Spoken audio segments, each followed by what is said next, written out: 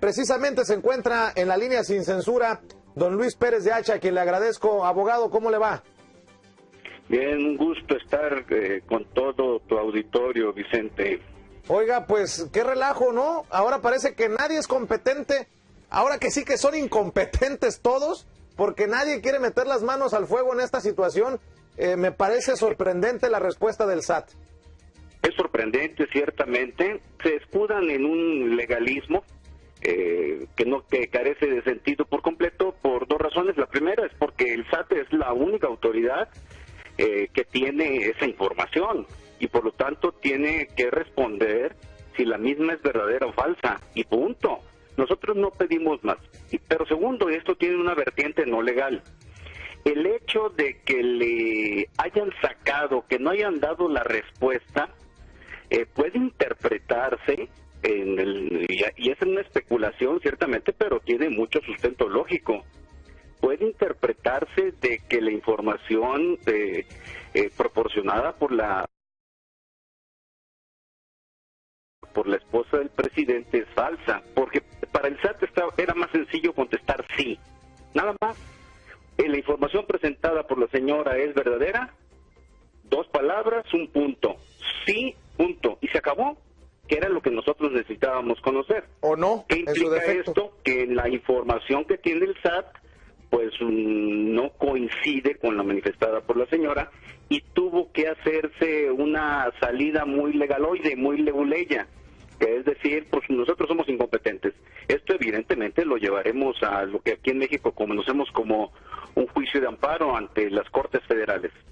Don Luis Pérez de Hacha, si el SAT es incompetente, pues ¿quién carambas es competente para dar la respuesta que ustedes buscan y que creo que es una respuesta que quieren todos los mexicanos?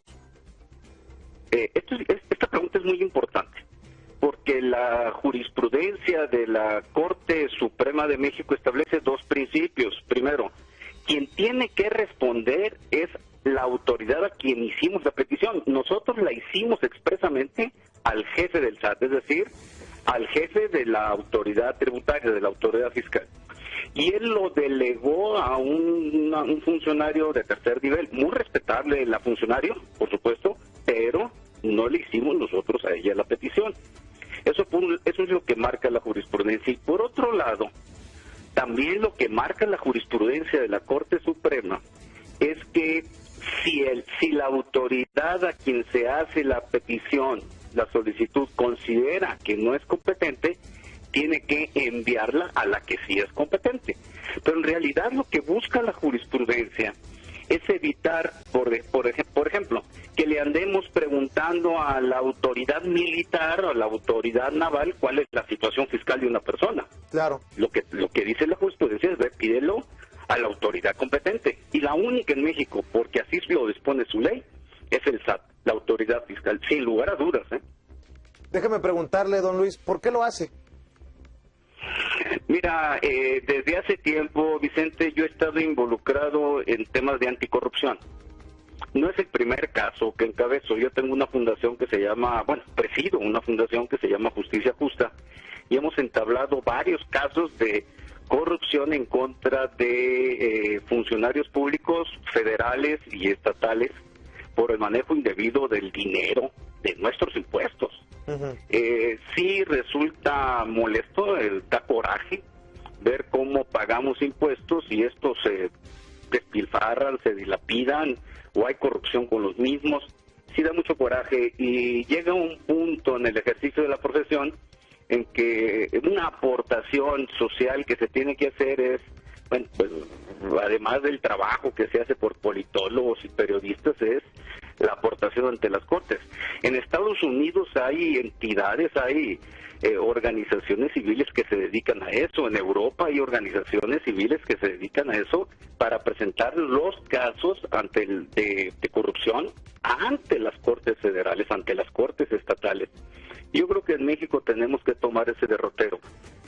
La forma de combatir la impunidad es precisamente logrando que los jueces envíen a prisión a los corruptos.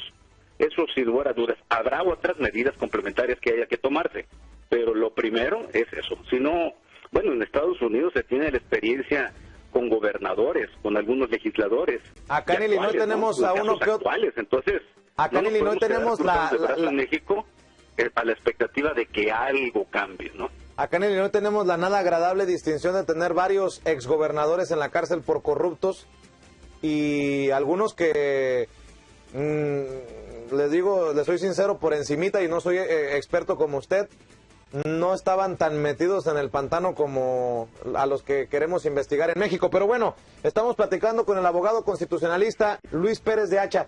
Oiga, don Luis, ¿qué le brinca de las declaraciones de la primera dama Angélica Rivera en particular? Le pregunto porque le hemos puesto atención a la Casa Blanca, pero a mí en lo particular me suena inverosímil, salvo que yo sea muy exigente con estos personajes, lo del apartamento en Miami. ¡Qué casualidad que en cuanto se casó con el ahora presidente Peña Nieto, en aquel entonces gobernador del Estado de México, pagó en efectivo por el apartamento por el crédito que le habían dado a 30 años? O sea, que alguien me explique. O sea, le pusimos atención a la Casa Blanca, pero creo que esto del apartamento pagado en efectivo, a pesar de tener un crédito a 30 años, cuando esta actriz de Televisa se acaba de matrimoniar con el entonces gobernador del Estado de México, ¿es también algo para investigarse, don Luis? Es para investigarse en el caso de ella, por supuesto, pero yo creo que es investigarse en el caso de todo un establishment que gobierna México. Estamos hablando de tres personajes: el presidente, su esposa y el secretario de Hacienda, Videgaray. Pero fácilmente podemos voltear a los ¿cómo se llama?, a los gobernadores de los estados, y también podemos voltear a ver a lo que aquí llamamos los presidentes municipales o legisladores. Pero hay diferentes formas de aterrizar esto, porque aquí en México se está diciendo que la señora no es funcionario público. Está bien, no caigamos en una discusión legalista, pero hacia donde sí tenemos que movernos es de dónde salió el dinero. Y eso implica dos cosas. Primero, un probable fraude fiscal. Sin lugar a dudas, ¿de dónde salió el dinero? Y las leyes mexicanas establecen los mecanismos para proceder en esos casos. Y el segundo, esta afirmación es más fuerte, pero así es como están procediendo las autoridades en este momento en México. Cuando hay fraude fiscal, va de la mano con lavado de dinero, lo cual es más grave, ciertamente.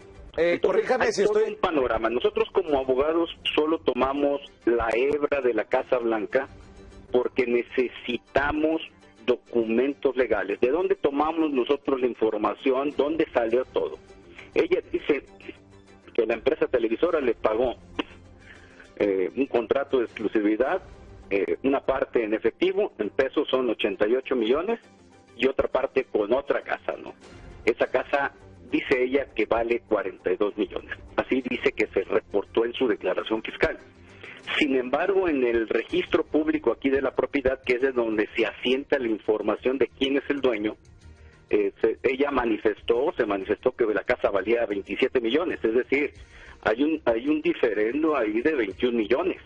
Y eso es lo que hace que vote, lo que evidencia que hay una irregularidad profunda, clara, en la información fiscal, que es con lo que nosotros acudimos a la autoridad fiscal mexicana. Otra cosa, don Luis, ¿y si le pagó Televisa, la señora pagó los debidos impuestos? Ella dice en la declaración de impuestos que subió en su página de internet que sí. Nada más que con base en el dato que di de los 42 millones versus los 27 que declaró, hay algo que no suena, por supuesto. Y por eso nosotros fuimos al SAT, nada más que nos dijera si esa información que ella presenta de que pagó los impuestos es correcta. Si es correcta, no hay problema. Ahora, pues si es incorrecta, que diga que no. Pero al momento, reitero, que el SAT dice, yo no te voy a contestar, porque en pocas palabras eso dijo, yo no te voy a contestar, pues está validándonos de que las sospechas que tenemos son fundadas. Oiga, y para cerrar, como esta señora dicen que no es servidora pública, entonces sí puede terminar en el bote, porque no tiene el fuero que tienen los servidores públicos, ¿no? Una aclaración, no todos los servidores públicos tienen el fuero constitucional. Bueno, a los que nos referimos, pues. Ella podría, ya no siendo funcionario público, porque así se ha sostenido aquí, si no es funcionario público, por supuesto, por fraude fiscal o por cualquier otro delito. Lo que no se puede llevar a enjuiciársele penalmente es por delitos propios de los funcionarios públicos, pero sí por fraude fiscal. Enriquecimiento ilícito, por ejemplo, ese es de los funcionarios públicos, no de los particulares. Pero también ella, como no funcionario público, puede ser llevada a juicio. Esa es otra cosa, es decir, puede ser llamada a juicio para que diga la verdad. Y ahora sí ya cambia el panorama, porque los funcionarios públicos, por ejemplo, en juicios federales, rinden su testimonio por escrito. Es muy diferente a que tengan que rendir su testimonio en persona, ¿no? Oiga, y ahora que el SAT dio esta sorpresiva respuesta a su petición, ¿qué? ¿Qué sigue además del amparo? Ahora, ¿quién podrá ayudarnos a resolver este enigma de las cuestiones tributarias de la primera dama, don Luis? Nosotros, por lo que vamos en este pequeñísimo tema, porque este pequeño dentro de todo el mar que inunda a México, en las materias de irregularidades en el manejo del dinero, lo que estamos buscando es dos cosas. Primero, cómo estuvo la situación en el pago de impuestos. ¿Pagó o no impuestos? La verdad. Y segundo, ¿cuál es el papel que está jugando la constructora IGA y Juan Armando Hinojosa, el supuesto dueño de la misma? ¿Qué papel está jugando? Porque resulta ser que en todos los casos de sospecha, pues es que no es sospecha, ya documentada, de irregularidades, aparece esta empresa. Entonces, es más que eso. Yo quisiera pensar en Estados Unidos que la esposa del presidente Obama haya celebrado un acto de este tipo, ¿no? Digo, es así como descabellado. Claro. O si no, vayámonos al caso de Alemania, que hace 3 o 4 años, el presidente alemán, no la primer ministro, porque ese es Angela Merkel, no recuerdo el nombre del entonces presidente, renunció por un aparente conflicto de intereses de 800 euros, algo así como 500, 600 dólares. Tuvo que renunciar por el aparente conflicto y llevó su asunto a las Cortes Federales alemanas y lo ganó. Pero lo primero que hizo fue renunciar para facilitar las investigaciones. La imparcialidad. Ganó su asunto, limpió su nombre, pero ya no regresó a la presidencia, por supuesto. Yo creo que en México tenemos que trabajar en varias líneas de acción. Esto que estamos haciendo ni remotamente es la solución del problema en México, pero sí hacer un esfuerzo para combatir la impunidad y lograr que se transparenten las cosas en México. Falta mucho camino, pero esta es una pequeña aportación. No se me vaya a ofender con lo que lo voy a despedir. ¿Tiene escolta? No, por supuesto que no. Pues cuídese porque tiene el dedo metido en la llaga. No lo vaya a sacar, por favor, porque queremos saber la respuesta a la pregunta que plantea don Luis Pérez de Hacha. No, Vicente, bueno, pues si ya me cae, pues ya me cayó, ¿no? Ni modo. Recuerde. Aquí estamos, en me tocó. Ahora, este respaldo que se recibe internacional es muy valioso, muy, muy valioso. A mí me gusta más pensar en que tengo este tipo de respaldos y estos foros que en tener seguridad personal. No sirve, porque al final de cuentas se encuentran los resquicios para hacerlo. Ustedes tienen las experiencias con algún... Los micrófonos de Sin Censura siempre están abiertos para personas como usted que buscan la verdad, la justicia justa, como usted mismo dice, don Luis Pérez de Hacha. Le mando un abrazo a la distancia y estamos a sus órdenes.